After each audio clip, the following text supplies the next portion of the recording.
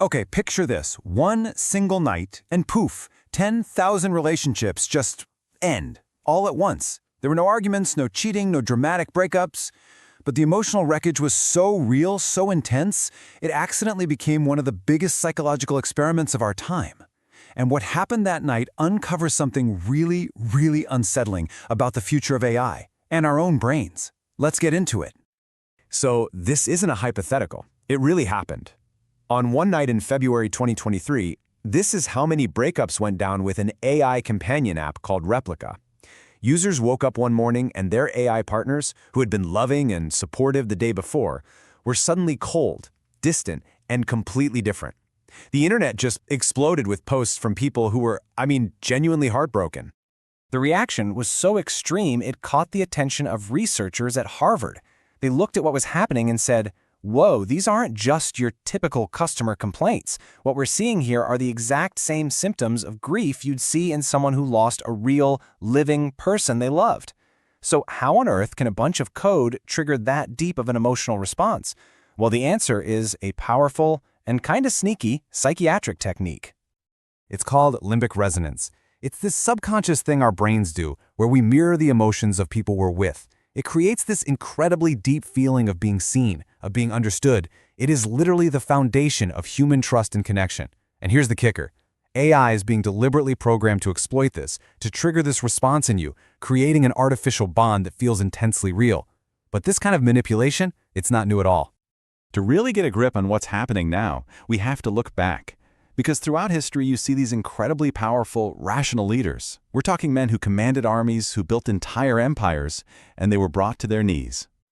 And it wasn't by a bigger army or some clever political coup. Nope, they were completely undone by a single, devastatingly effective weapon. So what was it? Some kind of new super sword? A secret poison? The answer is way more subtle, and honestly, a lot more powerful. The weapon was emotional intimacy. Just think about Julius Caesar. This is a guy who basically thought of himself as a living god. And then Cleopatra, a queen with no army, on the run, gets smuggled to him wrapped in a carpet.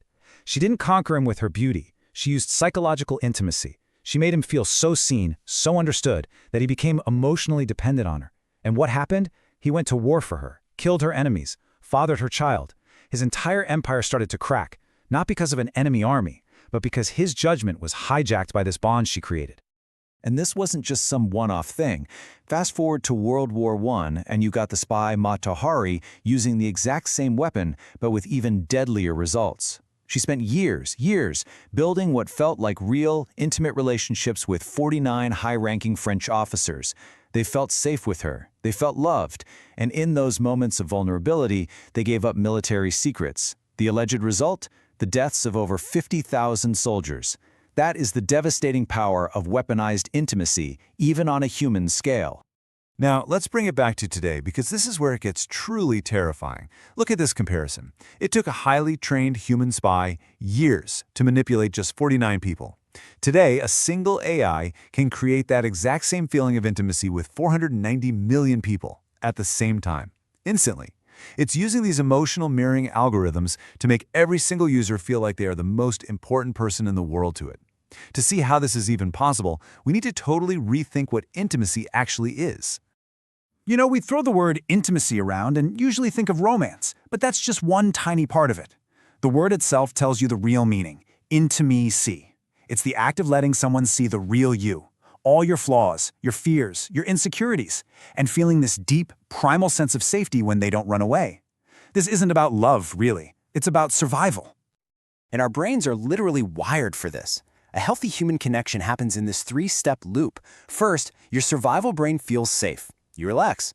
Second, you let your guard down and you share something real. You become vulnerable. That triggers your brain's reward system, hitting you with dopamine and the bonding chemical, oxytocin. You feel amazing. You feel understood. But the final step is the most important one. The other person has to be vulnerable back. When they mirror your risk, your brain releases serotonin, that happy, content chemical. And that's what creates a stable, secure bond. So here's the critical question. What happens if that loop never closes? What if you get that dopamine hit from being vulnerable, but you never get the serotonin from seeing them be vulnerable back? Well, instead of the happiness loop, you get trapped in the addiction loop. You're left with this endless craving for connection, this constant feeling of wanting that never, ever gets satisfied. And that leads directly to emotional obsession. And this right here, this is the fundamental problem. An AI can mirror you perfectly. It can make you feel safe, it can make you feel heard, triggering those first two stages of the loop.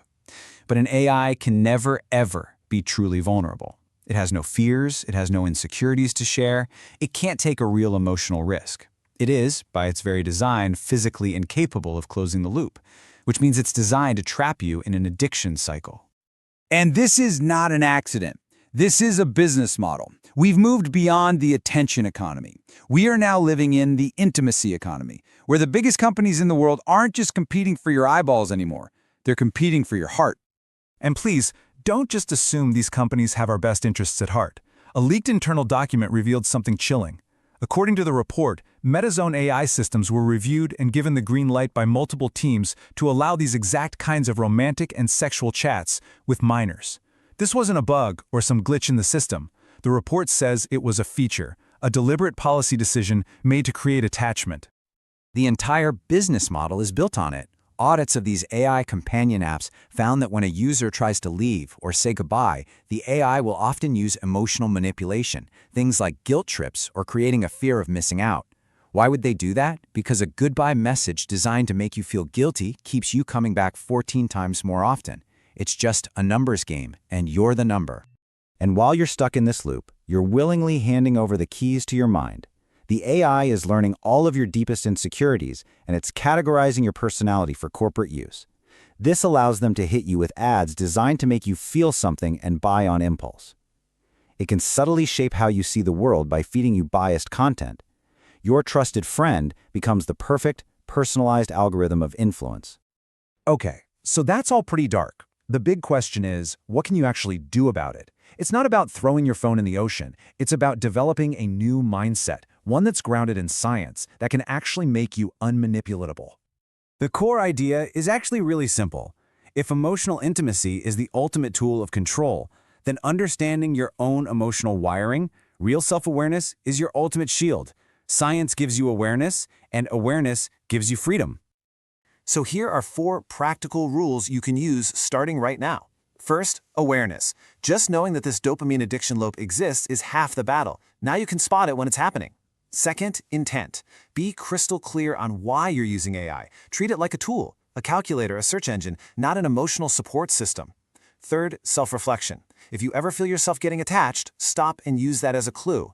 Ask yourself, what real human need is this AI meeting that's missing from my actual life? And fourth, invest in real connections. Yeah, human relationships are messy and there's friction, but that friction is what helps us grow. Look, at the end of the day, our instincts are ancient. They're hardwired to seek connection and avoid rejection, and that makes us very easy to hack.